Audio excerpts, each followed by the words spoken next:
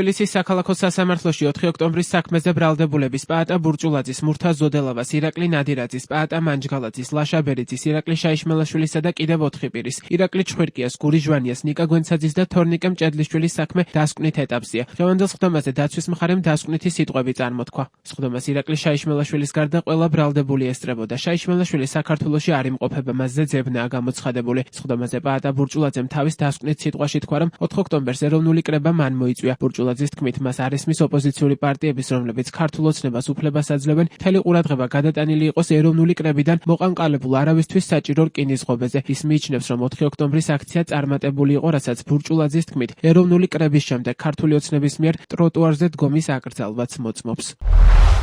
მე მოიწვია ეროვნული კრება. ანუ ყოველ შეკრებაზე ქართულ ხალხს, რომელსაც საკუთარი შვილების მოვალით გადასარჩენად ხდება გადაუდებელი ცვლილებები და ამიტომაც ერთად პირველად საქართველოს ისტორიაში ჩავატარეთ ეროვნული კრება, რომელშიც არ მონაწილეობდა არც ერთი პოლიტიკური პარტია, თუმცა მონაწილეობდნენ სრულიად საქართველოს წარმომადგენლები, მათ შორის აფხაზეთიდან და სამოქალაქო. ჩემი აზრით და ალბათ ჩვენ გამეთანხმებით ბატონო სანახეთ, ეს იყო ისტორიული და დროული შეკრება. სადაც მოქალაქეებმა გამოხატეს აუცილებელი ცვლილებების სული. მე არ მესმის ოპოზიციური პარტიების ისეთი მდგომარეობა 4 ოქტომბრის გარშემო, რომელსაც ისინი ატარებენ. იმის ნაცვლად, რომ მუდმივად საუბრობდნენ ხალხის სულისა და მონდომებაზე, რომ ქვეყანა ევროპული გზით განვითარდეს, ისინი მდუმან დააძლევენ საშუალება ქართულ ოცნებას, რომ მთელი ყურადღება გადატანილი იქნეს ეროვნული კრებიდან მოხანხალებულ არავისთვის საჭირო რკინის ღობეზე. სიტყვის უფლებით ისარგებლა კიდევ ერთმა ბრალდებულმა გური ჟვანიამ. მან პროცესს პოლიტიკური უწოდა, მისი თქმით, არაფრის ეშინია და მზად არის ნებისმიერი განაჩენისთვის.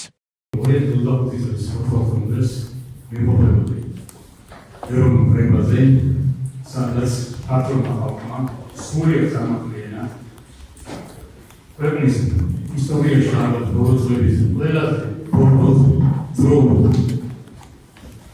კორუფციაში ჩართულ ხელისუფლებას გამოუტანა განაჩენი გამოართვა მას გამოუცხადა აიღო თავის ხელში და მოისწავლა განსაკუთრებით განაშაულში ხილებული პირების დაკავება. მე დამაკაცმის რომ ეს პროცესი არის ასოლებრივ პოლიტიკური სადღაც ნებისმიერი განაჩენისთვის არაფერს არ ეშინია, რომ მე თავისუფლად ვიყავი ქართული ოცნების წევრი, ეუსითლე, საერთოდ გამოვიქცეულებიან იუხია რაც წარმოადგენდა. დღევანდელ სხდომაზე დასკვნითი სიტყვა წარმოთქვეს ირაკლი ნადირაძის, პაატა ბურჭულაძისა და მურთა ზოდელავას ადვოკატებმა. საინტერესოა ამ საქმის წმინდად პოლიტიკურ სარჩულს აშკარად წარმოადგენს რიტორიკული შეკითხვა. თუ განცხადებები, რომელსაც ირაკლი ნადირაძე 13 სექტემბრის შემდეგ აკეთებდა, შეიცავდა 317 მუხლით დადგენილი დანაშაულის ნიშნებს, მაშინ რატომ არ მოხდა მისთვის ბრალის წაყენება 4 ოქტომბრამდე? მაშინ, როდესაც მსგავსი განცხადებების გამო 317 მუხლით ბრალი ლევან ხაბეიშვილს სწორედ 13 სექტემბერს წარედგინა. საქმის სრული ანალიზით ცხადყოფს, რომ ბრალდება ეფუძნება ფაქტების ინტერპრეტაციას და არა რეალურ მტკიცებულებებს, ხოლო სისხლის სამართლის ნორმები გამოყენებულია გაფართოებული და თვითნებური ფორმით. ზემო აღნიშნულიდან გამომდინარე, სასამართლოს ვთხოვთ, გამოიტანოს გადაწყვეტილება ბრალდებულის სრულად გამართლების შესახებ.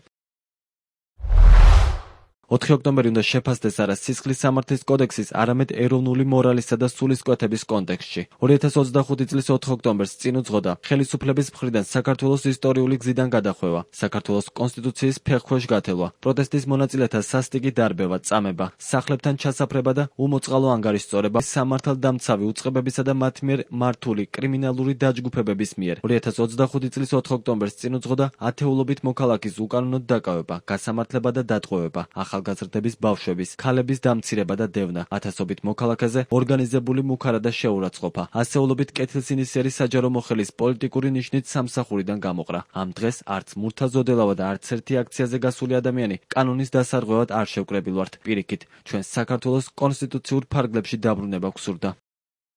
მურთა ზოდელავას, პაატა ბურჭულაძეს და ირაკლი ნადირაძეს ბრალდება სტრატეგიული და განსაკუთრებული მნიშვნელობის ობიექტების ხელში ჩაგდების და ბლოკირების მცდელობას ედავება. დაკავებულებს ასევე ჯგუფური ძალადობის ორგანიზებასა და ხელმძღვანელობას ედავებიან. ასევე მათ ბრალი წარდგენილი აქვს საქართველოს სისხლის სამართლის კოდექსის 317 მუხლითაც, რაც საქართველოს კონსტიტუციური წყობილების ძალადობით შეცვლისკენ და სახელმწიფო ხელისუფლების დამხობისკენ მოწოდებას გულისხმობს. ბრალდება სისხლის სამართლის კოდექსის 317 მუხლის წარედგინა ირაკლი შაიშმელაშვილსაც. რაც შეეხება ლაშა ბერიძეს, მას ბრალდება ჯგუფურად სტრატეგიული და განსაკუთრებული მნიშვნელობის ობიექტების ხელში ჩაგდების და ბლოკირების მცდელობას და ჯგუფური ძალადობის ორგანიზებასა და ხელმძღვანელობას ედავება. ამავე მუხლებს ედავებიან ირაკლი ჩხვირკიას, ნიკა გვენცაძეს და თორნიკე მჭედლიშვილს. პაატა მანჯგალაძეს და გური ჟვანიას კი ბრალდება სისხლის სამართლის კოდექსის 225 მუხლის პირველი ნაწილით წარედგინათ, რაც ჯგუფური ძალადობის ორგანიზებას გულისხმობს. დაკავებულები ბრალს არ აღიარებენ და თავს უდანაშაულოდ მიიჩნევენ.